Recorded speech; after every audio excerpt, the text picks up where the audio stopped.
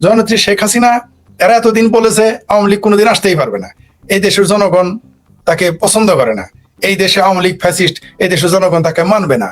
তারপর বললো তারা ভারত থেকে ধরে এনে ভাসিয়ে দিবে। এখন তো তারা উল্টা, এখন শেখ হাসিনা যখন বললেন যে আমি আসতেছি, তখন তো তারা উল্টা সুর ধরলো। তারা বলে আসবে কেন ফ্যাসিস্ট, হঠাৎ করে সুর পাল্টে ফেললো, কারণ তারা জানে যে শেখ হাসিনা ফ্যাসিস্ট নয়। এখন যখন দেখলো যে শেখ হাসিনা চলে আসতেছেন, ঘোষণা দিয়ে ফেলেছেন, মানুষও বাংলাদেশের মানুষ প্রস্তুতি নিচ্ছে, তখন একটা প্রপাগান্ডা তারা চালানো শুরু করলো। সেটা আওয়ামী লীগের ভেতরে ছদ্মবেশী হোক, আর লাল বদরই হোক, আর যারাই হোক, অনেকেই বলা শুরু করেছে যে, অনেকেই না, কেউ কেউ বলা শুরু করেছে যে যদি শেখ হাসিনা না ফিরে তাহলে তার ভবিষ্যৎ শেষ। আমি তো তা মনে করি না। 1975 আমি আপনাকে আরো দুই একটা প্রশ্ন এখানে যুক্ত করি। আপনি নিশ্চয়ই খেয়াল করেছেন, আমি নামও বলতে পারি কারণ এদের সবাইকে আমরা এখন ভালোবাসি। সেটা হলো ধরেন আনিস আলমগীর, উনি একজন বিখ্যাত সাংবাদিক। উনি কিন্তু আপনার 24 আগস্টের পর উনি ফেসবুকে পোস্ট দিয়েছিলেন যে শেখ হাসিনা আসবে না, আপনার রাজনীতি শেষ। এখন কিন্তু দেখবেন উনি বিভিন্ন বক্তৃতা বিবৃতিতে বলে যে শেখ হাসিনা আসবে, বাংলাদেশের নেতা হয়ে আসবে, ওনার রাজনীতি শেষ হয় নাই। এটা আনিস আলমগীর উদাহরণটা কেন দিলাম, উনি অত্যন্ত পরিচিত বলে উদাহরণটা দিলাম।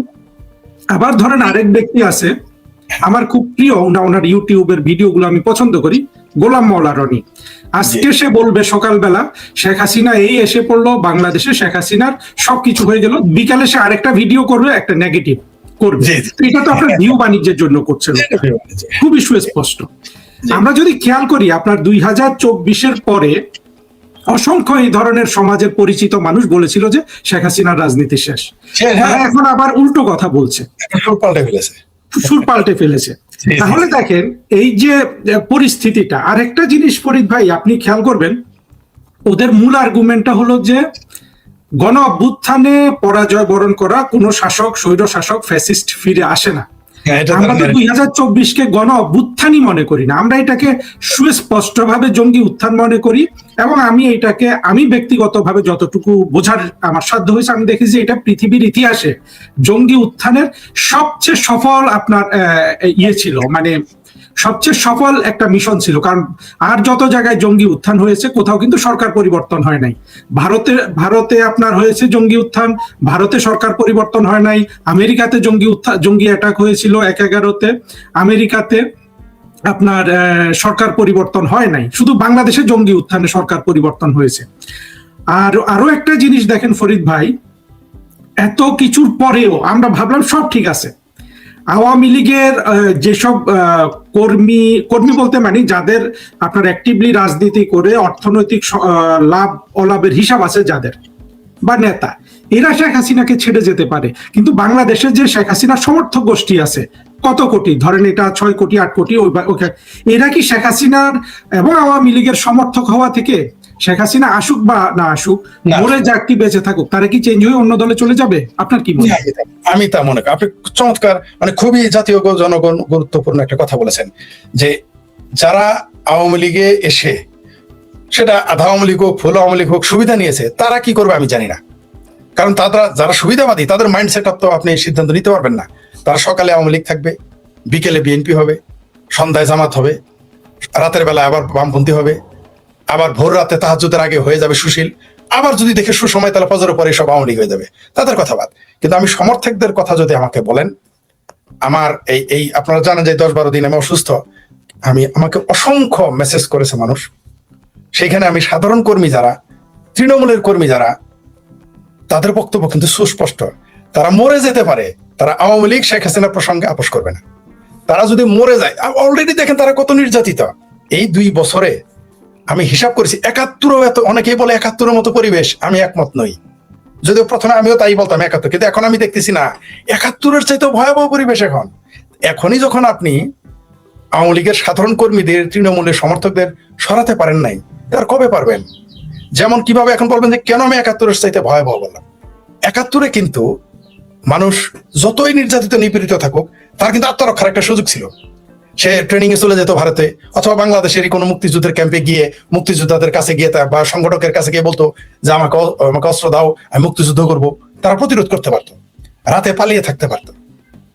এই অবস্থা ছিল। এমনকি সাধারণ জনগণ, তাদের কিন্তু জায়গা দিত থাকার, খাবার যায়। কারণ মুক্তিযোদ্ধারা তো ঘরে তো সিরামুড়ি আর মাছ ভাত নিয়ে তারা যুদ্ধে নামে নাই, তারা তো খালি পেটে একটা বন্দুক নিয়ে যাইতো, কেউ বন্দুক ছাড়াও নামতো গেরিলা ফাইটের জন্য। তো তখন মানুষ তাদের সহজ, এখন কিন্তু সেই সুযোগ রাখে নাই।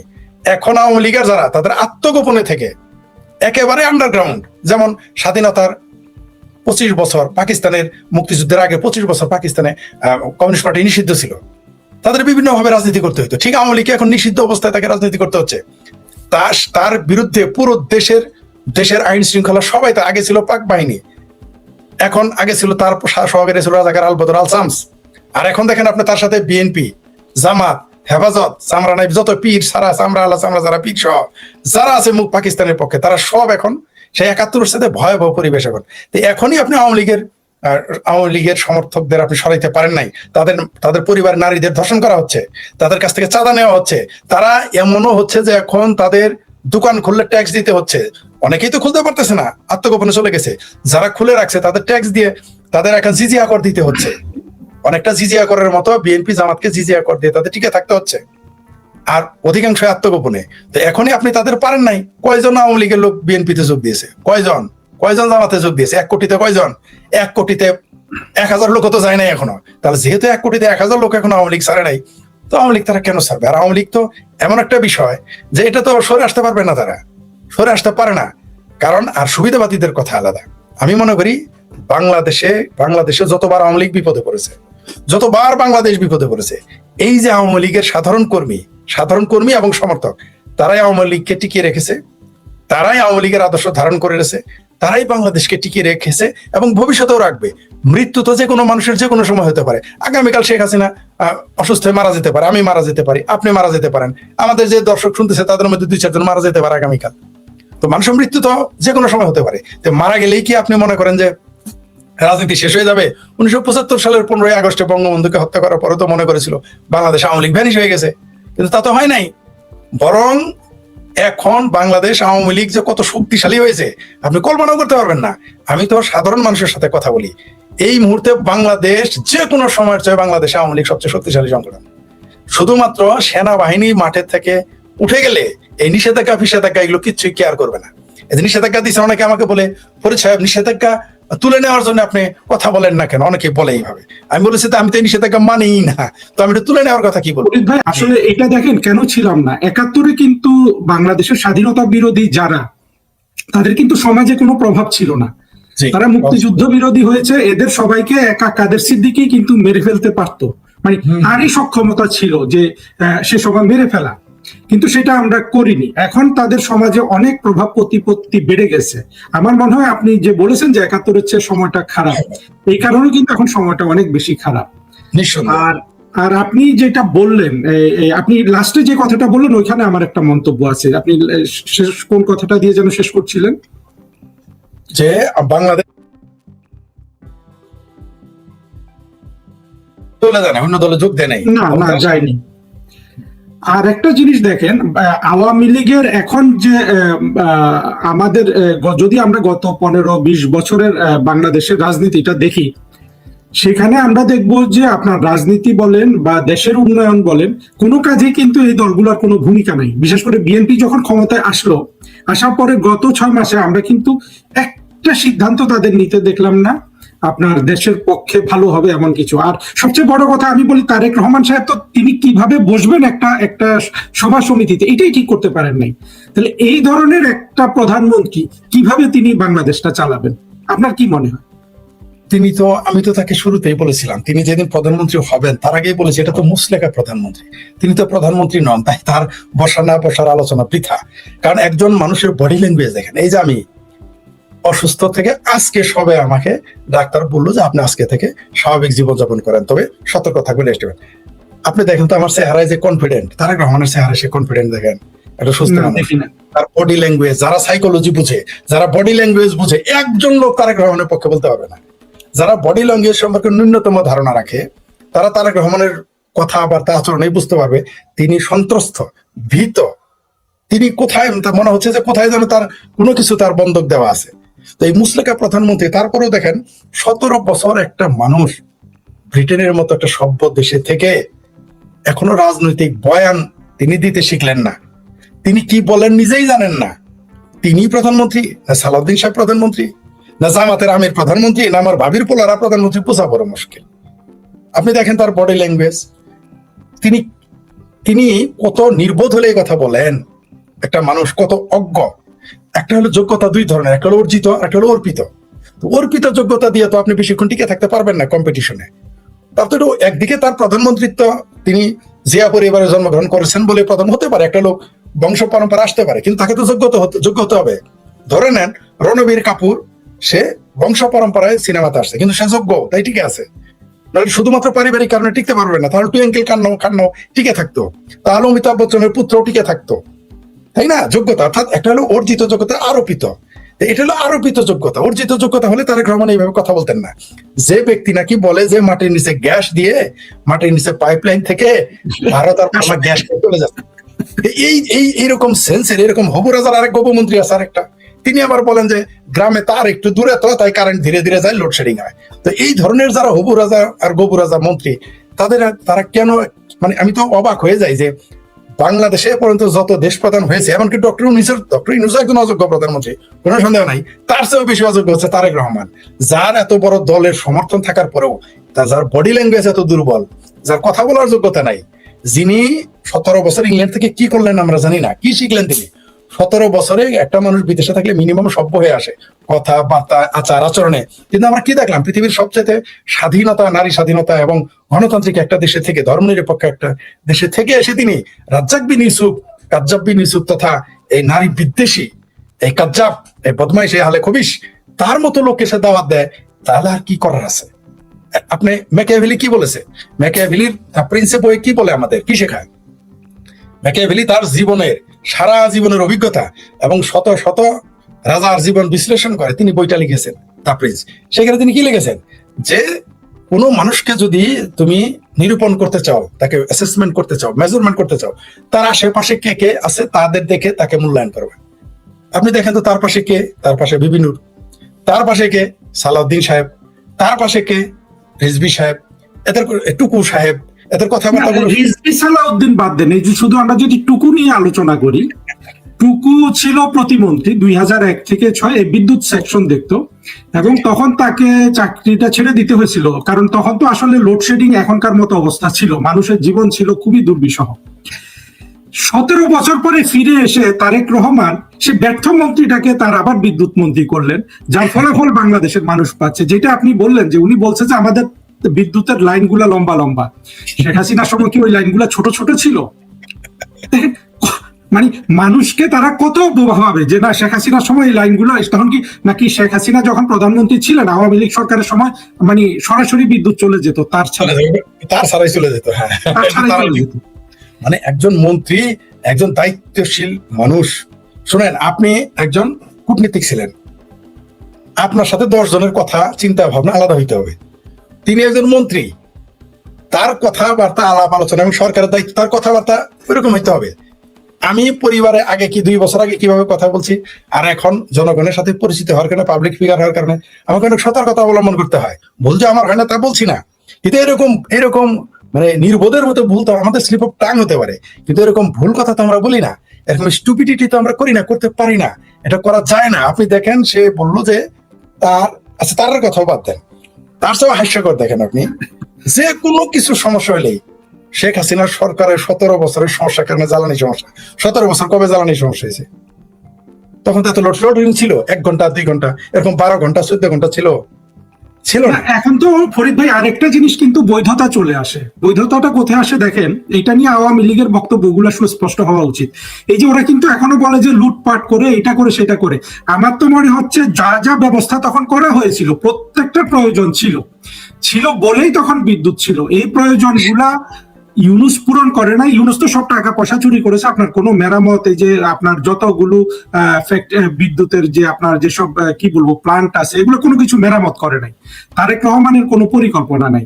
আসলে মূল জিনিসটা হলো আওয়ামী লীগের যে প্রতিটা কাজই সঠিক ছিল, এদের ব্যর্থতাগুলো কিন্তু তাই প্রমাণ করে, এবং সেখানে শুধু বদনাম আর বদনাম চুরি, এইটা বলে কি এরা বেশি দিন জনগণের হাত থেকে বাঁচতে পারবে? আমার সেটা মনে হয় নাই। ফরিদ ভাই, আমি একটু আবার আমার আজকের যে প্রোগ্রাম, আজকের বিষয়টাতে ফিরে আসতে চাই। এই যে দেখেন আওয়ামী লীগকে বাংলাদেশের, হ্যাঁ হিন্দু সবগুলো যদি ভারতে পাঠিয়ে দেয় তখন এক অবস্থা, সেটা আমরা এখন কল্পনা করছি না। বাংলাদেশে এখনো যদি 7% বা 8% হিন্দু সম্প্রদায় থাকে, বা আপনার বাংলাদেশে যেসব বিভিন্ন উপজাতি সম্প্রদায় আছে পাহাড় টাহাড় অন্যদিকে, আর বাংলাদেশের যেসব নারীরা কর্মক্ষেত্রে থাকতে চায়, মানে পুরুষের সাথে জীবনে তাদের ভূমিকাটা দেখাতে চায়, এই অংশটা কি শেখ হাসিনা আজকে মরে গেলে বা শেখ হাসিনা ডিসেম্বরে ফিরে না আসলে আওয়ামী লীগ ছাড়া অন্য কোন রাজনৈতিক দলকে সমর্থন দেওয়ার কোনো সুযোগ আছে? আপনি কি মনে করেন? আমি মনে করি না, কারণ আমরা যেভাবে হিসাব করি না কেন, আগামীতে বাংলাদেশের নেতৃত্ব আওয়ামী লীগের হাতেই পড়বে। সেটা শেখ হাসিনা জীবিত থাকুক, বা বয়সজনিত কারণে মারা যাক, বা তাকে মেরে ফেলা হোক, সবগুলো সম্ভাবনা রাখতে হবে। যেমন ধরেন জননেত্রী শেখ হাসিনা বাংলাদেশে ডিসেম্বর মাসে আসলো, অলরেডি রাশিয়া তো বলে দিয়েছে যে তারা একটা সম্ভাবনা দেখতেছে যে তাকে পাকিস্তানের আইএসআই তাকে হত্যা করবে। এটা আমরা মনে করি, এটা রাশিয়ার গোয়েন্দা সংস্থা, এত বড় সংস্থা হইতে হবে না। আমরা অনুমান করি যে পাকিস্তান বা তুরস্ক বা ইসলামী জঙ্গিবাদীরা, এটা প্রাথমিক, অন্যরাও মারতে পারে, মাওবাদীরা মারতে পারে, বামপন্থীরাও মারতে পারে, এমনকি বিএনপি পন্থীরাও মারতে পারে, কিন্তু সবার আগে আমরা যেটাকে রাখবো পাকিস্তানের আইএসআই, তুরস্ক এবং ইসলামী মৌলবাদী, এদেরকে আমরা উপরে রাখতে চাই। কে করতে পারে? অনেকেই সম্ভাবনা। তো এটা একটা সম্ভাবনা থেকে যায়। তার মানে কি তাহলে তখন কি হবে? আওয়ামী লীগ এতিম হয়ে যাবে না? বাংলাদেশের জনগণ আওয়ামী লীগ ছাড়া এতিম, তার প্রমাণ এবার হয়ে গেছে। আবারও বলতেছি আমি কোট আনকোট, যে বাংলাদেশ আওয়ামী লীগ ছাড়া বাংলাদেশের জনগণ এতিম, এই 2 বছরে প্রমাণ হয়ে গেছে। এটা আমরা প্রমাণ করি নাই, বা আমার কথায় প্রমাণ হবে না, বা আওয়ামী লীগের লোক বলে নাই, বা আপনি বলেন নাই। এটা বিএনপি, যেটা আপনি বলেন যে বিএনপি প্রমাণ করে দিয়ে গেছে, জামাত প্রমাণ করে দিয়ে গেছে, আমার ভাবির ছেলেরা প্রমাণ করে দিয়ে গেছে যে আওয়ামী লীগ ছাড়া এই দেশের বাংলাদেশের জনগণ এতিম। হ্যাঁ, আওয়ামী লীগের ভুল ত্রুটি থাকতে পারে, একটা দল দীর্ঘ সময় ক্ষমতায় থাকুক বা একটা ক্ষমতায় থাকুক, একটা সরকারের তো 100 পরিকল্পনার 100টাই শুদ্ধ হইতে পারে না, এটা সম্ভব না। ভুল হবে, ভুল হতে পারে, কিন্তু ভুলের পরিমাণ, শুদ্ধের পরিমাণ, এটা পরিমাপ করে একটা সরকারের ভালো মন্দ দেখতে হবে আমাদের। আমি মনে করি যে বাংলাদেশ আওয়ামী লীগ ছাড়া বাংলাদেশের জনগণের বিকল্প কোনো পথই খোলা নেই। কে যাবে ক্ষমতায়? এই দেশের সেনা শাসন চলবে না, এই দেশের সেনা শাসন কেউ মানবেও না, সেনা শাসন চলবেও না, আমরা হতে দেবও না। বাংলাদেশের জনগণ প্রকারান্তরে তো আমি এখন পর্যন্ত সেনা শাসনই দেখতে পাচ্ছি, এটা সেনা শাসন হয়েছে, কিন্তু এখন তো ওয়াকারই ক্ষমতায়। না, আপনার কথা আমি 100% একমত। সরাসরি না এসে তারা একটু গায়ে পোশাক পরছে, কখনো ইউনুসের পোশাক পরেছিল, এখন তারেক রহমানের পোশাকে ওয়াকার সাহেবরা, মিলিটারিরাই আছে, মূলত মোল্লার মিলিটারি এখন কখনো তার ওয়াকারের ওই ইউনুসের, ডক্টর ইউনুসের পোশাক পরে, কখনো তারেক রহমান পরে, এটা সত্য। কিন্তু সরাসরি তারা আসতে পারে না, পারবে না, সেই কথাটা আমি বলেছি। আর বাংলাদেশের মতো তৃতীয় বিশ্বে পাকিস্তানেও যেমন সরাসরি আসে, বাংলাদেশের সবসময় 1975-এর পর থেকেই সবসময় কোনো না কোনো ভাবে পর্দার আড়ালে সেনাবাহিনী ছিল এবং এখনো আছে, ভবিষ্যতে থাকবে কিনা সেটা ভবিষ্যতে দেখা যাবে। যেটা আপনি বললেন যে বাংলাদেশের জনগণ এই সেনাবাহিনী দিয়েও মানবে না, কারণ কি জানেন? তারা দেখে ফেলেছে এই ইউনুসকে দেখা, তারেককে দেখা, সেনাবাহিনী দেখা একই কথা। মানুষ বুঝে ফেলেছে যে জনগণের সরকার ছাড়া এই দেশ চলবে না। আর জনগণের সরকার আপনি কাকে আনবেন? কোন দলকে আনবেন? আওয়ামী লীগ ছাড়া তো আপনার বিকল্প নেই। যদি বিকল্প থাকতো জনগণ সেটা চিন্তা করতো, কিন্তু সেটা তো নাই। কারণ এখন বাংলাদেশে আওয়ামী লীগ ভার্সেস অল, এখন তো বাংলাদেশে কোনো বিরোধী দল নাই। মানে বিরোধী দল বলতে এখন ওরা একই, আসলে ফুফাতো ভাই। বাংলাদেশ আল্লাহর রহমতে পৃথিবীতে একমাত্র দেশ যেখানে সরকারি দল এবং সরকারি বিরোধী দল আছে, যেটা আমরা দেখতে পাচ্ছি। জামাতকে দেখতে পারতেছি, আমার ভাবির ছেলে 6টা অনুরোধের আসরে আসছে, আমরা দেখতে পাচ্ছি। তো আপনি যেটা বললেন, বাংলাদেশের জনগণের কোনো বিকল্প নাই, আওয়ামী লীগের কাছে ফিরতে হবে, আর আওয়ামী লীগকেও ফিরতে হবে জনগণকে রক্ষা করার জন্য। কারণ বাংলাদেশের আওয়ামী লীগ একমাত্র দল যেটাই বাংলাদেশের দল, এবং যেটার জন্ম হয়েছে ক্যান্টনমেন্টের বাইরে, যেটার জন্ম হয়েছে জনগণের দ্বারা, বাংলাদেশের জনগণের দ্বারা একটি মাত্র দল, বাংলাদেশের একটি দল, সেটা হচ্ছে বাংলাদেশ আওয়ামী লীগ। সুতরাং বাংলাদেশ আওয়ামী লীগেরও দায় আছে জনগণকে রক্ষা করতে হবে, দল হিসেবে তার দায় আছে। আর জনগণ চিন্তা করে দেখছে যে আওয়ামী লীগ ছাড়া তারা বাংলাদেশের জনগণ এতিম। এটা আপনার আমার কথা না, ঐতিহাসিক ভাবে এই 2 বছরে প্রমাণ করে দিয়েছে ইউনুস এবং এই তারেক রহমানের মুসলেখা সরকার।